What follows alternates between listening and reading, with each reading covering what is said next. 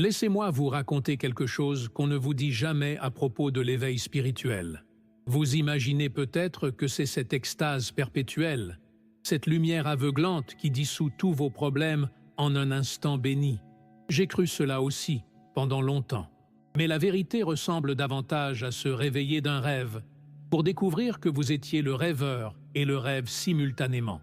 Et maintenant, vous devez encore payer vos factures pendant que cette révélation cosmique pulse dans chaque cellule de votre être. Les gens parlent de l'illumination comme d'une destination finale, un sommet montagneux où l'on plante son drapeau victorieux. Ce qu'ils oublient de mentionner, c'est la gueule de bois cosmique qui suit. Vous ouvrez les yeux ce premier matin et quelque chose d'irréversible s'est produit. Le monde n'a pas changé. Pourtant, tout est différent. Vous regardez vos mains comme si vous les voyiez pour la première fois, ces instruments étranges qui ont toujours appartenu à quelqu'un qui n'a jamais vraiment existé. L'éveil n'est pas seulement une expansion de conscience, c'est aussi un effondrement d'identité.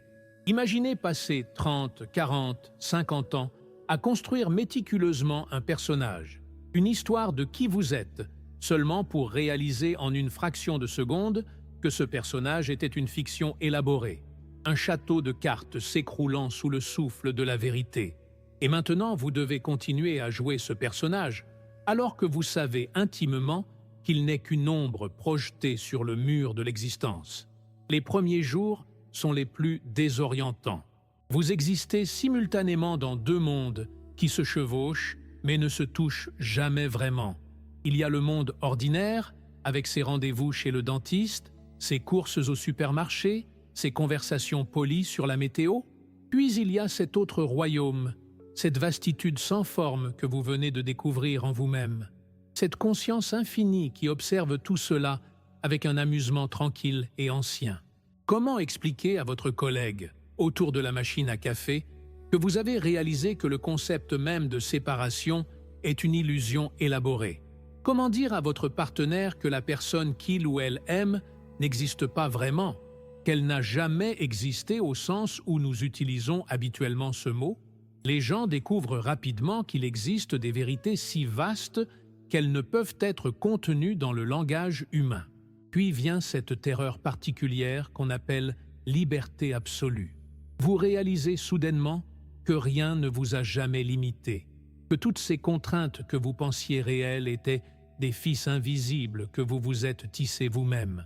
Chaque décision devient un abîme vertigineux. Même choisir entre des céréales au chocolat ou aux fruits pour le petit déjeuner prend des proportions existentielles quand vous voyez clairement que tous les choix sont également arbitraires, également vides et également pleins de potentiel infini. Cette liberté que tant de personnes recherchent désespérément se révèle être le fardeau le plus lourd. Vous étiez peut-être esclave avant, mais au moins vous saviez quoi faire le matin. Maintenant, vous flottez dans un océan de possibilités infinies, sans boussole, sans carte, sans même un rivage vers lequel nager. J'ai essayé de partager cette expérience avec mes amis proches. Assise dans notre café habituel, entourée de visages familiers, je cherchais désespérément les mots justes. Comment traduire l'intraduisible? Comment capturer l'infini dans un vocabulaire fini? Mes phrases sortaient comme des fragments brisés d'une langue étrangère.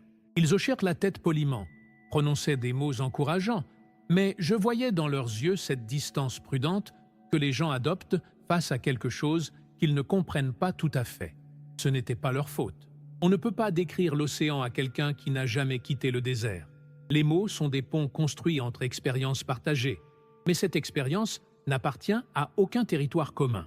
Vous réalisez que l'éveil vous rend paradoxalement plus seul, car vous voyez maintenant ce que les autres ne voient pas encore, et cette vision crée un gouffre invisible entre vous et le reste de l'humanité. Mais quelque chose de remarquable commence à se produire aussi. Vous lavez la vaisselle un mardi après-midi ordinaire, les mains plongées dans l'eau savonneuse tiède, et soudain, ce geste banal devient une cérémonie sacrée. Vous observez l'univers se lavant lui-même à travers vos mains, la conscience prenant forme humaine pour effectuer cette danse simple de nettoyage. Chaque assiette devient un mandala temporaire, chaque mouvement une méditation spontanée. Le miracle n'est plus réservé aux moments extraordinaires. Il imprègne désormais chaque instant, chaque geste, chaque respiration. Les gens cherchent l'extraordinaire dans des expériences extrêmes, des rituels élaborés, des états altérés. Il manque complètement la magie éclatante cachée dans la texture d'une éponge, dans le reflet de la lumière sur une goutte d'eau, dans la sensation du sol ferme sous leurs pieds. Autour du 12e ou 13e jour, quelque chose d'inattendu se produit. L'ego, ce maître rusé que vous pensiez avoir transcendé, revient par la porte de derrière déguisé en éveil lui-même. Vous vous surprenez à penser « Je suis quelqu'un qui a atteint l'éveil. Je comprends ce que les autres ne comprennent pas. Je suis spécial. » C'est le piège le plus subtil et le plus dangereux. Vous devenez quelqu'un qui n'est plus personne, vous développez une identité autour du fait de ne pas avoir d'identité. La fierté spirituelle est particulièrement insidieuse parce qu'elle se drape dans les vêtements de l'humilité. Vous vous sentez supérieur aux gens ordinaires tout en prétendant que la supériorité est une illusion. L'éveil authentique inclut la reconnaissance que même cet éveil peut devenir une nouvelle prison dorée, un nouveau personnage dans le théâtre cosmique. Puis arrive la 3e semaine avec ses doutes sacrés. Vous commencez à vous demander si tout cela n'était pas simplement un épisode psychotique particulièrement élaboré. Peut-être que vous n'êtes pas éveillé du tout. Peut-être que vous avez simplement perdu contact avec la réalité consensuelle et vous vous accrochez à une fantaisie grandiose pour éviter de confronter votre propre folie. Ces doutes ne sont pas une rechute. Ils sont en fait une partie essentielle du processus. Le véritable éveil inclut le doute lui-même. Il embrasse l'incertitude comme une vieille amie. Ceux qui sont absolument certains de leur illumination sont probablement les plus loin de celle-ci. L'éveil authentique murmure des questions là où l'ego crie des certitudes. Vous apprenez à danser avec le mystère plutôt que de prétendre l'avoir résolu. Et puis, il y a cette solitude particulière, presque divine dans sa profondeur. Vous regardez les yeux de votre partenaire et réalisez que vous regardez vos propres yeux. Vous écoutez les paroles d'un ami et entendez votre propre voix réverbérant à travers une forme différente. Si vous êtes tout, alors il n'y a personne d'autre avec qui se connecter véritablement. Chaque conversation devient un monologue cosmique, la conscience se parlant à elle-même à travers des masques variés. Cette reconnaissance dissout la séparation, mais elle dissout aussi la possibilité de vraie altérité. Comment peut-on tomber amoureux quand on réalise qu'on ne fait qu'aimer un autre aspect de soi-même? Comment peut-on avoir une conversation authentique quand on sait que c'est simplement l'univers jouant aux échecs avec lui-même? Les gens romantisent l'unité sans réaliser qu'elle porte en son cœur une solitude absolue, car être tout signifie n'avoir personne d'autre à embrasser. Vous commencez à osciller. Un moment, vous êtes cette vaste conscience témoin qui observe le jeu cosmique avec détachement amusé. Le moment suivant, vous êtes complètement perdu dans l'inquiétude à propos de votre déclaration d'impôt ou bouleversé par un commentaire désinvolte d'un collègue. Ce mouvement de balancier entre éveil et oubli vous fait d'abord paniquer. Vous pensez que vous perdez votre illumination, qu'elle s'échappe comme du sable entre vos doigts.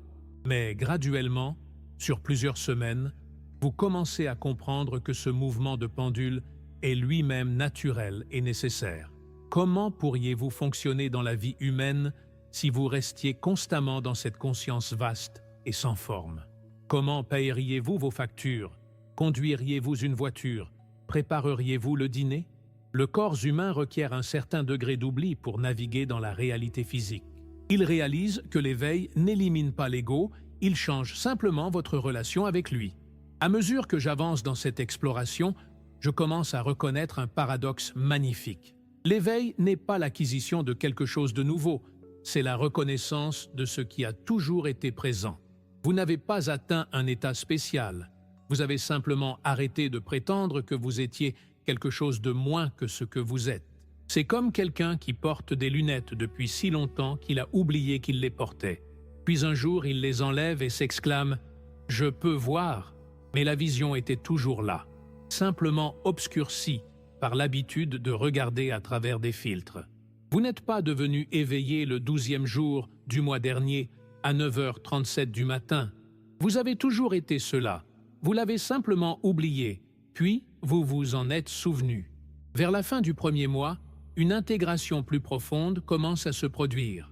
Vous apprenez à jouer le jeu de la vie humaine tout en voyant à travers lui. C'est comme être un acteur qui est complètement absorbé dans son rôle tout en sachant simultanément qu'il joue sur une scène.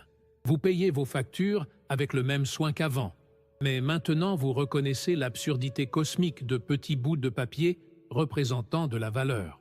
Vous entretenez vos relations avec sincérité authentique tout en sachant que la personne que vous aimez est ultimement un reflet de votre propre conscience. Cette double conscience ne diminue pas l'expérience. Elle l'enrichit en fait d'une qualité de légèreté et d'humour. La vie devient moins sérieuse et plus vivante, moins lourde et plus jouissante. Maintenant, si vous m'avez suivi jusqu'ici, si ces mots résonnent quelque part dans les chambres silencieuses de votre être, je veux vous inviter à faire quelque chose. Prenez un moment, juste un souffle, et demandez-vous quelle est votre propre expérience de l'éveil ou de la recherche. Peut-être que vous êtes en plein milieu de votre propre gueule de bois cosmique. Peut-être que vous commencez tout juste à entrevoir que quelque chose de plus vaste existe au-delà du voile ordinaire. Ou peut-être que vous êtes simplement curieux de cette conversation sur des territoires que peu osent cartographier. Quelle que soit votre position, si ce contenu vous parle, considérez rejoindre cette communauté grandissante. Abonnez-vous à la chaîne, non pas par obligation sociale, mais parce que vous reconnaissez un compagnon de voyage dans ces terres étranges et magnifiques. Et dans les commentaires, partagez un seul mot qui décrit où vous vous trouvez actuellement sur ce chemin. Pas une phrase, pas une explication, juste un mot. Laissez ce mot être votre offrande à cette conversation collective sur ce que signifie être humain et réveillé simultanément. Les semaines continuent à se dérouler comme des pages d'un livre, que personne n'a écrit mais que tout le monde lit. Vous découvrez que l'éveil n'élimine pas la souffrance, il transforme votre relation avec elle.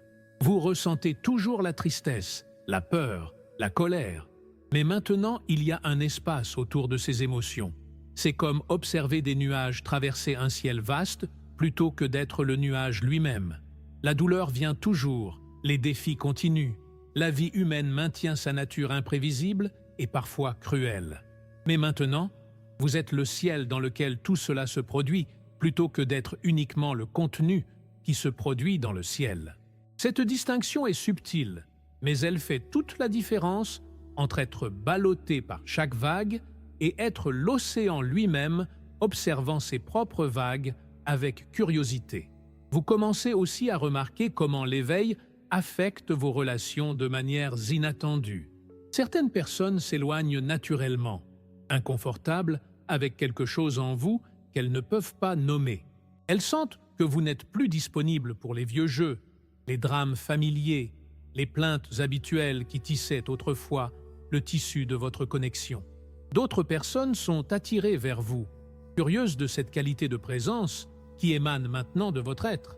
Des conversations qui auraient été superficielles deviennent soudainement profondes sans que personne n'essaie consciemment de les approfondir. C'est comme si votre simple présence invitait les autres à laisser tomber leur masque aussi, ne serait-ce que pour un instant. Ils ne comprennent pas nécessairement ce qui s'est passé en vous, mais ils sentent quelque chose de différent, quelque chose d'authentique qui donne la permission à leur propre authenticité d'émerger. Il y a aussi des moments de régression totale. Des jours où vous vous retrouvez complètement perdu dans l'identification au moi, totalement oublieux de tout ce que vous avez réalisé. Vous vous fâchez contre quelqu'un qui vous coupe dans le trafic. Vous vous inquiétez obsessivement à propos d'un commentaire sur les réseaux sociaux. Vous tombez dans des spirales d'anxiété à propos de l'avenir. Pendant ces moments, l'éveil semble être un mythe distant, quelque chose que vous avez peut-être imaginé dans un moment d'euphorie temporaire. Mais voici le secret que j'ai découvert. Même ces régressions font partie du processus. Elles vous gardent humble, vous rappellent que l'éveil n'est pas une réalisation permanente, mais une reconnaissance qui doit être renouvelée encore et encore. Chaque retour à l'oubli est une opportunité de se réveiller une nouvelle fois, et chaque réveil approfondit légèrement la compréhension. Au fil du temps, vous développez ce que j'appelle une double citoyenneté. Vous êtes citoyen à la fois du monde relatif des formes et du royaume absolu de la conscience pure. Vous apprenez à naviguer entre ces deux territoires avec de plus en plus de fluidité. Quand vous faites vos courses, vous êtes pleinement présent au processus de choisir des tomates, de comparer des prix, d'interagir avec le caissier. Vous ne marchez pas dans le supermarché en pensant constamment « Je suis conscience pure observant l'achat de nourriture ». Ce serait aussi ridicule qu'exhaustif. Au lieu de cela, il y a simplement une saveur subtile de conscience derrière toutes les activités, une luminosité tranquille qui imprégnait même les tâches les plus banales sans les interrompre. L'éveil mature ne vous retire pas de la vie. Il vous plonge plus profondément dans celle-ci avec plus de présence et moins de résistance. Et puis, il y a cette reconnaissance graduelle que tout le monde est déjà éveillé. Ils l'ont simplement oublié. Vous regardez les visages dans la rue, chacun perdu dans son propre drame, et vous voyez la même conscience vous regardant à travers 1000 paires d'yeux différentes. Certains portent des masques épais, certains portent des masques transparents, mais derrière chaque masque se trouve cette même présence consciente que vous avez découverte en vous-même. Cette reconnaissance dissout le dernier vestige de supériorité spirituelle. Vous n'êtes pas spécial pour être éveillé.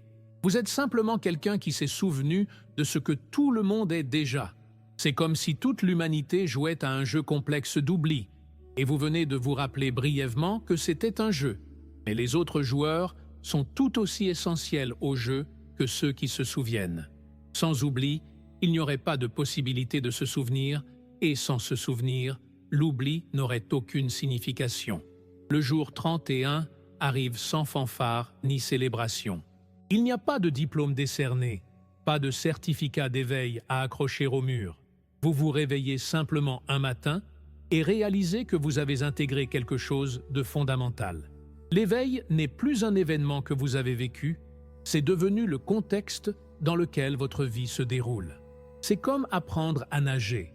Au début, vous pensez consciemment à chaque mouvement, mais finalement ça devient naturel, quelque chose que votre corps sait sans que votre esprit doive y penser constamment.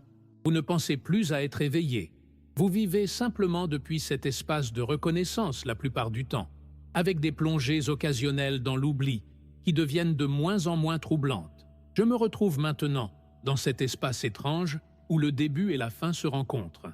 L'éveil spirituel révèle qu'il n'y a jamais eu nulle part où aller, rien à atteindre, personne à devenir. Tout ce voyage élaboré, avec sa gueule de bois cosmique et ses doutes sacrés, son ego déguisé et sa solitude divine, tout cela était simplement la conscience jouant à se cacher et à se chercher. Vous étiez toujours déjà à la maison, vous vous êtes simplement embarqué dans un voyage complexe pour redécouvrir ce que vous n'avez jamais vraiment perdu. Et maintenant, alors que je partage cette cartographie d'un territoire qui ne peut jamais être complètement cartographié, je réalise que ces mots ne sont que des pointeurs, des doigts dirigés vers la Lune. La vraie compréhension ne vient pas de lire à propos de l'éveil, mais de vivre votre propre reconnaissance unique de ce que vous avez toujours été. Alors que nous arrivons ensemble, à la fin de cette exploration, je ressens cette chaleur particulière qui vient du partage de vérités rarement prononcées. Si vous êtes toujours là, si vous avez voyagé avec moi à travers ces paysages intérieurs, alors quelque chose en vous reconnaît quelque chose dans ces mots. Peut-être que vous êtes au milieu de votre propre éveil, ou peut-être que vous vous préparez pour un voyage que vous ne savez pas encore que vous êtes sur le point d'entreprendre. Quelle que soit votre situation, considérez ceci comme une invitation. Abonnez-vous si vous sentez un appel à continuer cette conversation. Pas parce que je veux construire une audience, mais parce que je crois profondément que nous avons besoin de plus de conversations honnêtes sur ce que signifie vraiment traverser ces transformations. Dans les commentaires ci-dessous, partagez votre propre expérience. Qu'avez-vous appris de cette exploration? Comment ces réflexions résonnent-elles avec votre propre chemin? Quelle sagesse portez-vous que vous pourriez offrir à d'autres voyageurs sur ce terrain mystérieux? Votre voix compte, votre perspective est unique, et cette communauté devient plus riche avec chaque histoire partagée. Rencontrons-nous dans cet espace de vulnérabilité et d'authenticité où les vraies transformations deviennent possibles.